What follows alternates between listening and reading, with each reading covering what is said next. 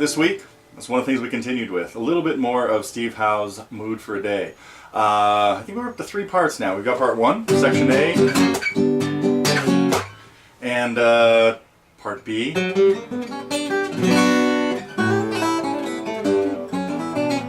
And now we've added what I'm calling section C, which really is this kind of little, nice little melodic thing happening over a chord change. We've got D to E to G, and of course a little flashy run to end it all. So, welcome to the news. It is Friday, July 6th. I might be running a little bit late today because I got caught up watching 2 really exciting tennis matches.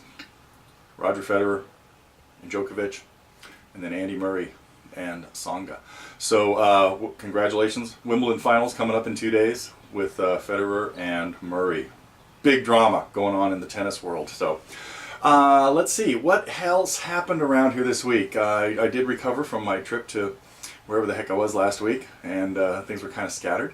But we managed to get back on track, had some really fun songs. As far as, well, one that I've been holding out on for a long time. Of course, we still had a little mood for a day, and it was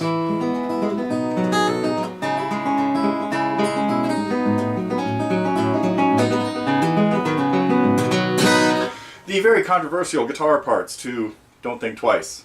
And yes, I think Bob played them, but I think also there are times when he would have somebody else do some stuff. David Gilmour did it with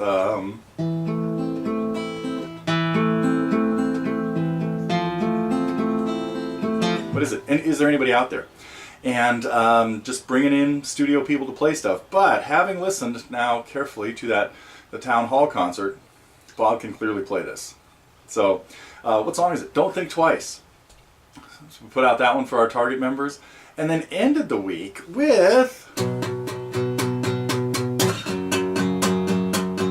have been The Clash, but no. Adele. Rolling in the Deep. So I really hope some people get a kick out of working on that one. Would love to hear some vocal presentations of it because it makes a great solo singing tune. Let's see which of our members can be the first one to get up a great version of Rolling in the Deep. And then, what else? We had a student review. This is all from some stuff we've been...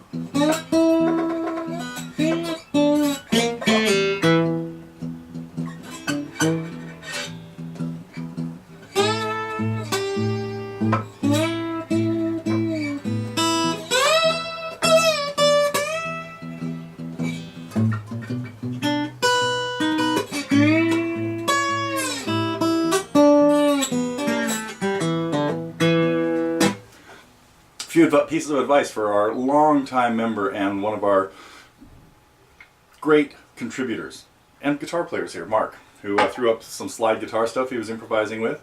That was in our student review things, and we had a little bit of finger picking stuff in the Fly on the Wall section where Sandy was working on just sorting out, she was having trouble, I think it was with Windy and Warm,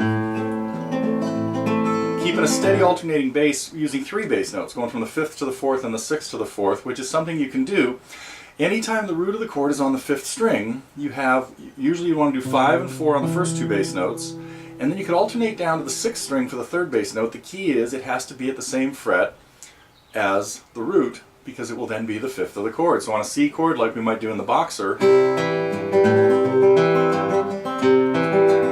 thumb working there. Still got tennis on the brain. So on our C chords, we could do that in the bass. On our B7, on the A minor in Windy and Warm.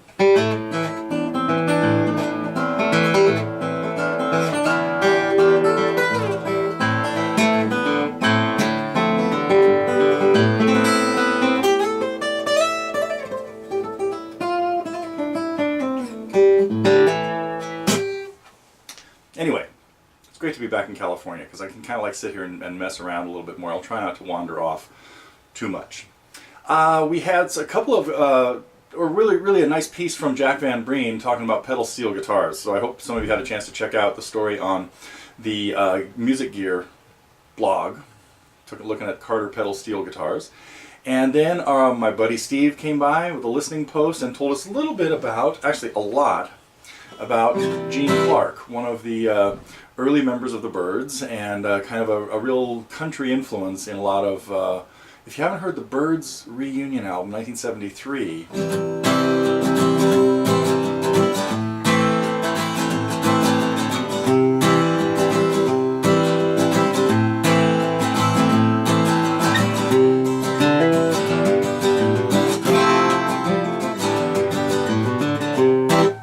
a very cool country version of Neil Young's.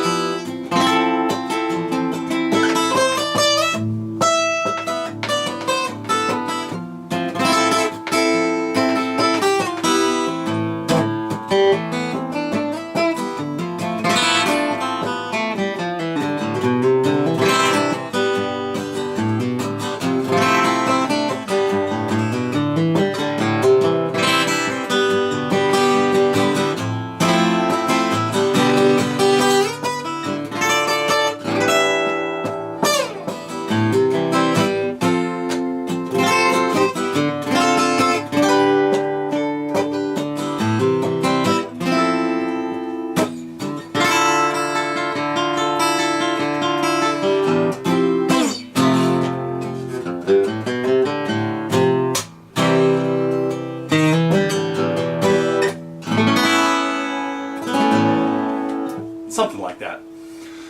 Let's see. I should give you hints about what's going on next week, but I really have no idea yet. So we're working on a few, the usual kinds of surprises and things. And let me think if I had anything else I needed to mention today. If not, I'm just gonna my list is, I've gone through the whole checklist. We had a little life from again, tunes from Steve, Bob. Oh.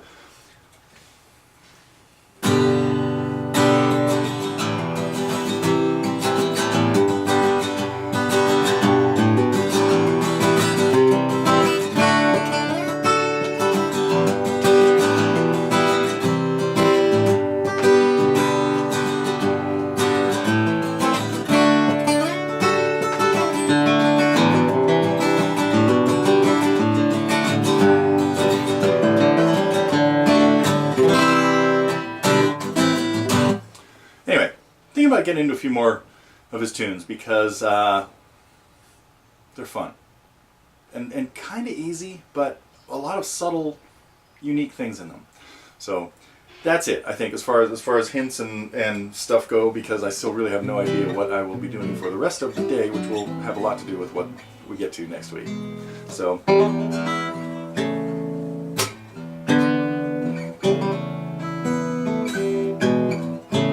This one last week, I think, huh? So I recall sitting out on Davidson Mesa in just outside of Boulder.